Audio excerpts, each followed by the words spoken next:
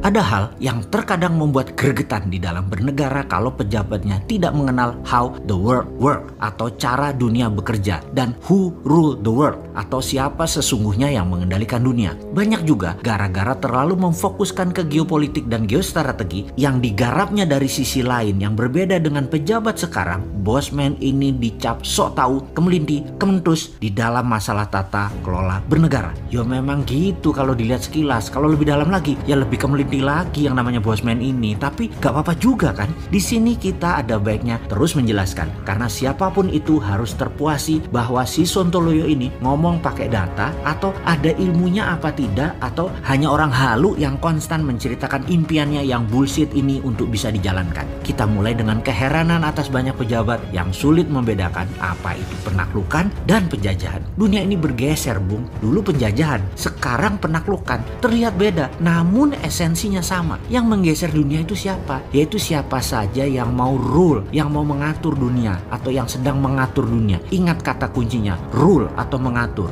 Kalau Indonesia mau rule the world, maka buat aturan, bukan ikuti aturan. Mulai paham mengapa berkali-kali si Sontoloyo ini mengatakan negara tidak berdaulat selama mengikuti aturan dari globalis atau dari negara kuat lainnya. Kita mulai dengan who rule the world. Mereka ya ruling the world punya dua cara. Conquering atau penaklukan, yang kedua adalah colonialization atau penjajahan. Penaklukan adalah mereka mengambil apa yang mereka butuhkan dengan paksa. Kalau penjajahan, mereka bukan hanya mengambil apa yang mereka butuhkan, tapi menetap, tinggal, mencaplok wilayah dan mengendalikan wilayah tersebut dengan aturan mereka. Amerika itu strateginya adalah conquering. Timur Tengah ditaklukkan, minyak dan gasnya dikendalikan, diambil. Indonesia dan negara penghasil kekayaan alam, energi terbarukan maupun mineral tambang ditaklukkan dengan berbagai tekanan. Amerika yang conquering pemerintahannya, kemudian yang mengkolonisasi adalah swastanya Amerika. Tiongkok menggunakan koloni atau penjajahan, uang Tiongkok, tenaga kerja Tiongkok, mesin teknologi Tiongkok, wilayah hasil alamnya seluas-luasnya dikuasai sampai bahan bakunya habis di negara lain tersebut, lalu hasilnya setengah jadi, produknya tadi diambil balik ke Tiongkok lagi. Tiongkok yang conquering pemerintahnya, yang mengkoloninya BUMN Tiongkok. Kelebihan Tiongkok adalah karena basisnya negaranya adalah komunis, dan komunis itu punya ciri yang sama dimanapun komunis berkuasa. Kuat sekali propagandanya dan kuat sekali mengendalikan informasinya, baik yang masuk ke Tiongkok ataupun yang keluar dari Tiongkok. Semua didesain, semua diorkestrakan. Semua cerita yang keluar dari Tiongkok, semuanya Tiongkok itu bagus, Tiongkok itu keren, terorkestra rapih. Halaman depan Tiongkok, fasad bernegaranya, mukanya Tiongkok, halaman depannya, apapun dari Tiongkok itu bagus. Itulah propaganda dengan mengendalikan media serta informasi.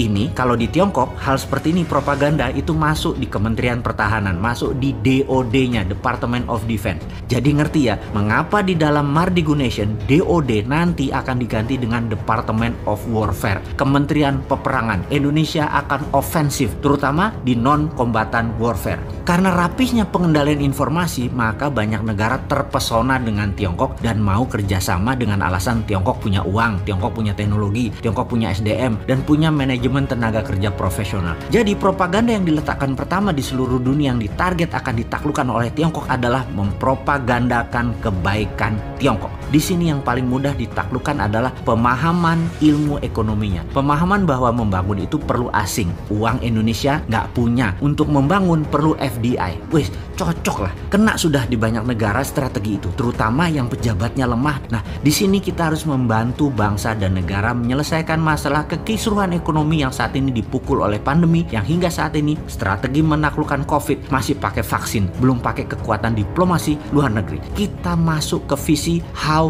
the world works sekarang. Bagaimana cara dunia bekerja? Ada sebuah website yang menghitung hutang semua negara. Klik saja di worlddebtclocks.com.